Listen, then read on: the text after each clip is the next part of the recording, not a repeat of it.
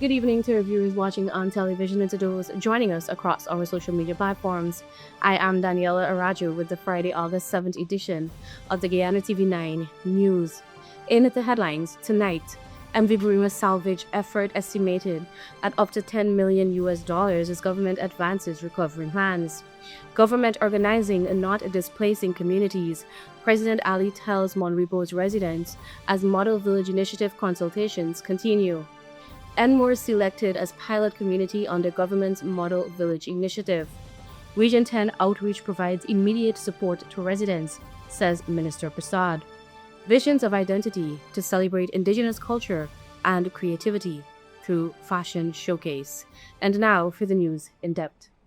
Government is set to spend between $8 to $10 million to salvage the ill-fated MV Barima, according to Attorney General and Minister of Legal Affairs, Anil Nandlal.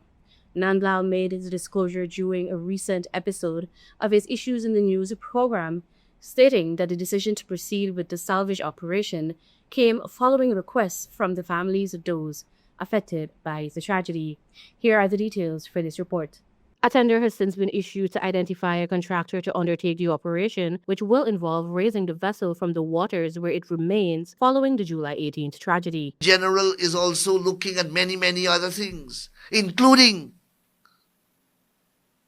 reviewing the contracts in relation to the wharf that was supposed to have been completed at Port Kaituma, and to take the necessary legal actions if, after that review, there is evidence in the opinion of the Attorney General, there is evidence of negligence, either on the part of the contractor, the part of the ministry, or on the part of those who are employed to design and supervise the project. The MV Barima capsized while traveling from Georgetown to Port Kaituma in Region 1, resulting in significant loss of life. The incident has prompted continued recovery efforts and calls from families for further action. Meanwhile, Nandlal announced that contracts related to the Port Kaituma Wharf project will also be reviewed as part of the government's broader response to the disaster. They were calling for the boat to be raised. The President Irfan Ali indicated that he met with the families of the persons who were missing, and they requested that the boat ought not to be raised. Apparently, the families changed their minds and they requested that the boat be raised. The government said, okay, we will raise the boat. It will cost somewhere between $8 to $10 million.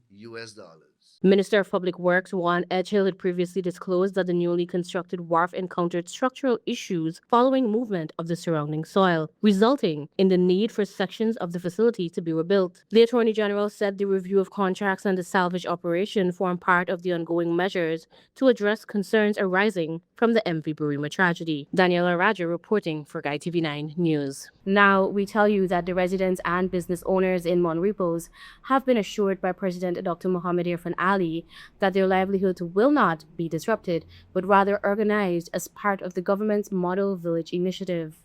More details in this report. Addressing residents at Thursday's consultation, President Ali said that the transformation taking place in Guyana must be felt in every community. He noted that the most recent census shows 3 out of every 4 citizens still live in villages. He described the village as an ecosystem supporting families, healthcare, agriculture, jobs, and culture, and said that the initiative is designed to bring city-level infrastructure and services to that ecosystem. The village is an ecosystem that support families, that support people, that support healthcare, that support agriculture, jobs, food systems, entrepreneurship, sports, culture, tradition. And we want to ensure that the evolution and development of our country take into consideration maximizing the opportunities that every village can offer to its citizens. Important to this maximization is the creation of an environment where mental health, wellness, and a quality of life that enable the old and the young, the weak and the strong, to collectively live not only in a productive way, but live in a way in which their life brings with it the meaning of being alive. As part of the undertaking, the Central Housing and Planning Authority is looking to develop 23 pilot model villages across regions 2, 3, 4, 5, and 6. Following successful implementation, the initiative will gradually be rolled out to all communities in Guyana. Attorney General Mohaber Anil Nandalal, who delivered a detailed technical presentation on the proposed upgrades, reinforced the president's assurance. As I said, Repos has various sections, and we have tried to interconnect them over the years. So you have the path from Laksisi over to the Displacing Road. You have the bridge that we built connecting Block 8 to Richardsville, and then connecting Block 8 to Martysville. All of that we captured here, and they will be modernized. Following the presentation, residents were given the floor to offer feedback, recommendations, and questions on the proposal. Repos consultation was the second of 4 held on Thursday as the government continues engagement ahead of implementation of the pilot phase. 669 nurses graduate from Ministry of Health's training program.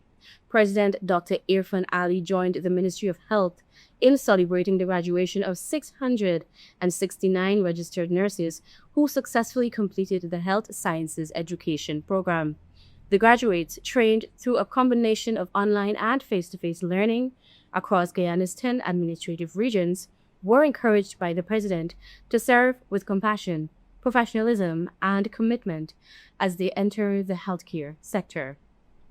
More news after the break. Do stay with us.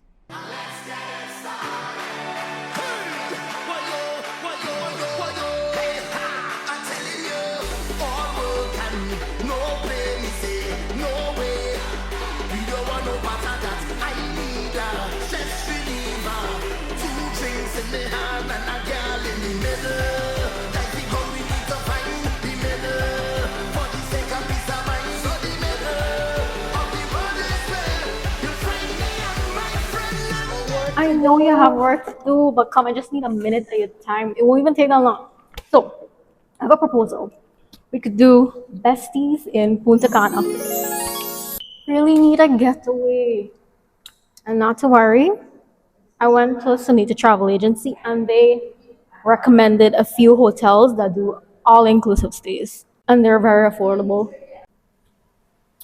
The vibes. Let me tell you something. We do not want to miss a trip to Punta Cana. Why?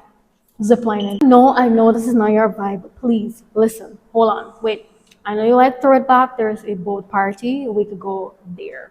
And then there's this thing called buggy adventure, some buggy something. I don't know, but I want to be a buggy or whatever it is. I just want to be a part of it. And then we got snorkeling. Oh, this thing is so ugly. Please, you be next to uglier things than this. Stop it. Trust me, you're going to love it. It'll be just you and me, Punta Cana, drinks, just having the time of our life. Not to worry. We've got many flight options, and they made sure that they went through it with me. The prices are affordable. Trust me, I know you like thinking about the budget or whatever. Remember the time when we went and we missed the flight? Yeah, when we booked with Sunita Travel Agency, even if it happens, with slim chance, they'll know what to do and we won't be stranded like we did the last time. This solid plan. You, me, Punta Cana. Cheap. It won't even hurt your pocket. Please say yes. Yes. Welcome back. You're watching Guyana TV9 News Bulletin. Enmore on the east coast of Demerara has been identified as one of the first communities to benefit from the government's Model Village Initiative, with President Dr. Mohamed Irfan Ali outlining an ambitious plan to transform the area into a major industrial and manufacturing hub. There's more in this report. Speaking during a community consultation on Thursday, the president said Enmore's development strategy will differ from other pilot communities because of its strong potential for economic expansion. He revealed that several private sector investments are expected to begin in the area as a part of the initiative. Industrial hub. It's going to become a manufacturing hub. And many of you might say, you'll be talking about this. But we are now fine-tuning a number of private sector investment that will commence here in Enmore, that will create jobs and enable opportunity. Among the key plans are the establishment of an agro-development area to support new businesses, the creation of an industrial and manufacturing estate for small enterprises and agrotech ventures, and an upgraded market and food court. The initiative also includes bringing together skilled mechanics from the nearby Gaisuko estate to establish a machine shop while improving transport links between Enmore, Ogle, and Georgetown. We want you to understand that the long-term development of Enmore will see you connected seamlessly to all the development to see in Ogle, going all the way back down the East Bank, connected back to the city. Already, this network is taking shape. President Ali also announced that a team of ministers will return within 2 weeks to assist young people with registering for opportunities through the Guyana Development Bank. Infrastructure works will be rolled out in phases, beginning with the desilting of trenches and canals, followed by concrete drains, lead street lighting, garbage receptacles, and road paving and landscaping. Minister of Human Services and Social Security, Honorable Dr. Vindya Persaud, says Tuesday's outreach in Region 10 provided residents with direct access to critical support services, helping many citizens address social welfare and family-related concerns. The initiative formed part of the ministry's effort to bring essential services closer to communities. Here are the details in this report. Residents of Region 10 received on-the-spot assistance with a range of social welfare and family-related matters during Tuesday's government outreach, led by Vice President Dr. Bharat Jagdeo. According to Minister of Human Services and Social Security, Dr. Vindya Prasad, the initiative enabled residents to access essential government services without having to travel, allowing many concerns to be addressed immediately. The ministry provided support in areas including old age pensions, public assistance, permanent disability grants, child protection services, and enrollment in free technical and vocational training programs. Dr. Persaud noted that residents showed significant interest in initiatives such as the Women's Innovation and Investment Network and the City and Guilds Training Program, which offers courses in garment construction, carpentry, plumbing, and welding. And we have had the opportunity to directly interface with persons and to resolve and address their concerns on the ground, ensuring people got signed on for our free training programs or technical vocational training programs like the Women's Innovation Investment Network, where there was great interest actually, and also included in that the UK City and Guilds training program for carpentry, plumbing, welding, and what. The minister also highlighted that child protection remained a major priority throughout the outreach, with the director of the Child Care and Protection Agency and senior ministry officials present to respond to cases and make decisions on site. For persons who are interested in us looking at child matters, child protection issues, the director of Child Protection Agency was on the ground herself, and in fact we had a senior team with the permanent secretary and the heads of most units here, so that decisions were able to be made right here. Dr. Persaud said the outreach reflects the government's commitment to taking essential services directly into communities, improving access and ensuring residents receive timely support. Daniela Raju reporting for Guy TV9 News. President Dr. Mohammed Irfan Ali has directed the Attorney General's chambers to review penalties for the creation and spread of AI-generated misinformation following concerns raised by fisher folk affected by the MV Barima tragedy. Speaking during the Model Village Initiative consultation at Repos Primary School, the president said doctored images and AI-generated videos circulated after the July 18th incident, misleading the public and contributing to a decline in fish sales. He also announced that the government will launch a public education campaign to help citizens identify manipulated content and understand the harmful effects of misinformation. More news after the break. Do stay with us.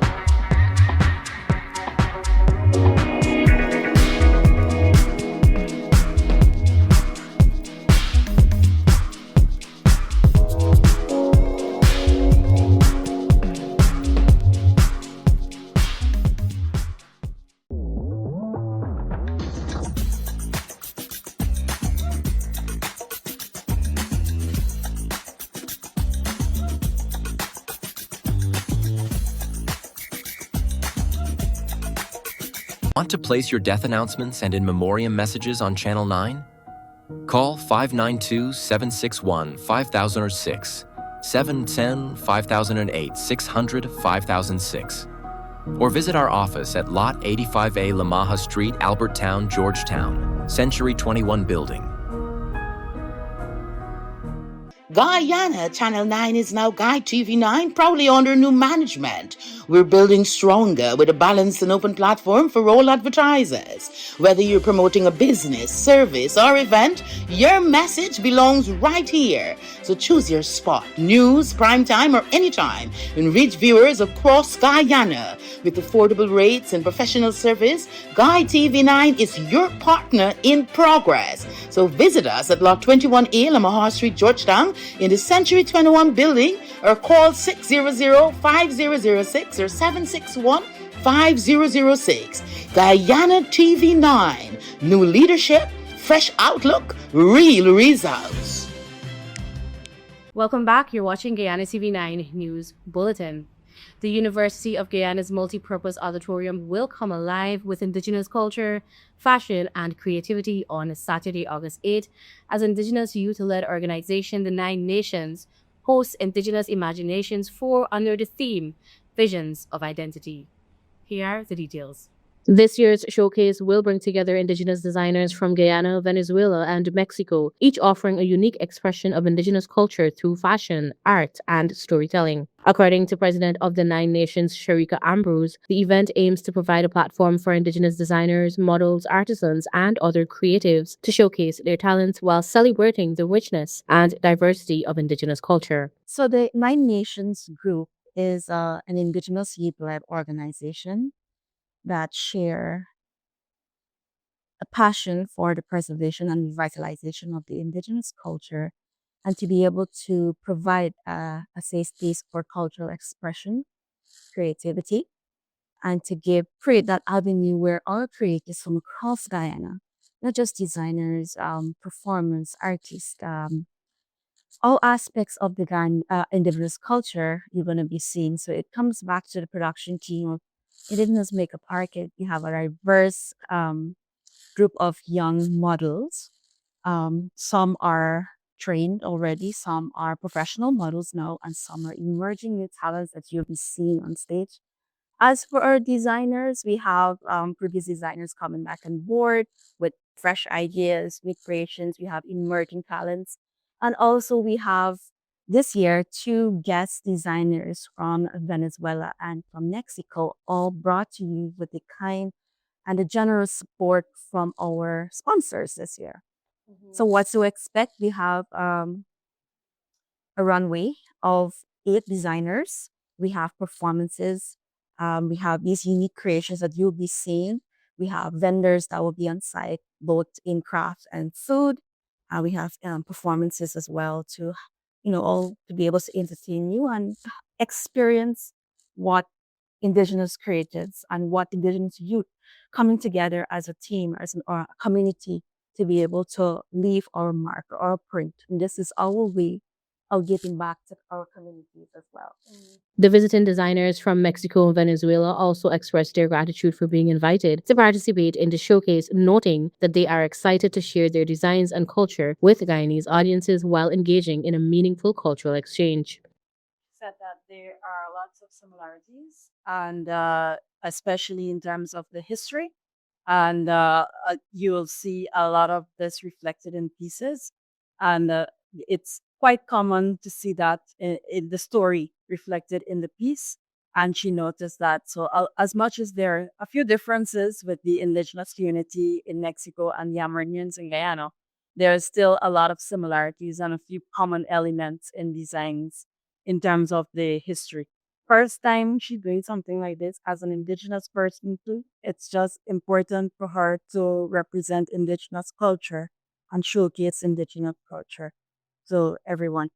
Now in its 4th year, Indigenous Imaginations continues to build on the success of previous editions held since 2023, Beyond showcasing Indigenous fashion, the initiative has promoted Indigenous languages, created opportunities for local artisans and food vendors, and strengthened awareness of Indigenous culture through community engagement and creative expression. The event begins at 6 p.m. with patrons asked to be seated by 5:30 p.m. Attendees will also have the opportunity to enjoy Indigenous cuisine and browse handcrafted products from local artisans before the fashion show begins. Tickets are 5,000 Guyana dollars and are available at Team Stobie at the Giftland Mall and Treasure Cove at A105 Duncan Street, Bel-Air Park. Daniela Raja reporting for Guy TV9 News. Now for your Caribbean News Brief. CPL 2026 kicks off in St. Vincent and the Grenadines. The Caribbean Premier League 2026 officially bowls off today in St. Vincent and the Grenadines, marking the first time the tournament will stage matches at the Arnold's Avail Stadium. The opening fixtures are part of a 3-match stretch in St. Vincent, with the Jamaica Kingsmen facing the Antigua and Barbuda Falcons in the opening game. The tournament will bring together the region's top T20 franchises, including defending champions and some of the Caribbean's biggest cricket stars, as teams compete for the coveted CPL title. Beyond the action on the field, organizers say the tournament continues to boost regional tourism, entertainment, and economic activity by attracting fans from across the Caribbean and internationally. Guyana's energy expansion strengthens regional partnerships. Guyana's growing energy sector continues to influence regional cooperation as the country deepens partnerships in areas including energy, investment, and development. Through collaborations with regional partners such as Jamaica and the Dominican Republic, Guyana is exploring opportunities in energy security, infrastructure, and economic growth. With its expanding oil and gas industry, Guyana has emerged as a key energy player in the Caribbean, with officials highlighting the potential for investment and the use of energy revenues to support national development and regional progress. Now, turning to the international news. Global financial markets are closely tracking currency movements, inflation trends, and energy prices as investors assess the outlook for the world economy. Japan's yen has weakened significantly against the US dollar, raising concerns over higher import costs and the possibility of government intervention.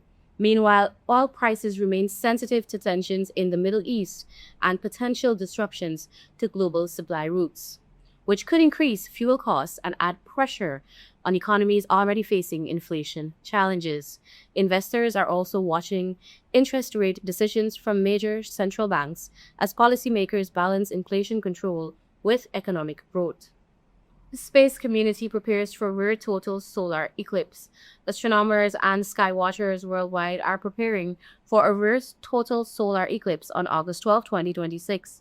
The event will occur as the moon moves between the Earth and the Sun, temporarily blocking sunlight and creating a period of darkness known as totality. It will be visible in parts of Spain, Iceland, and Greeceland, attracting millions of viewers. Scientists will use the eclipse to study the sun's outer atmosphere, while the event is also expected to boost tourism in areas along its path. It marks the first in a series of major solar eclipses expected between 2026 and 2028. And those are the major headlines for tonight's newscast. For more trending stories, follow us at our Facebook, TikTok, and YouTube platforms at GUYTV9. I am Daniela Arajo. Thank you for joining us. Do have a great evening and bye for now.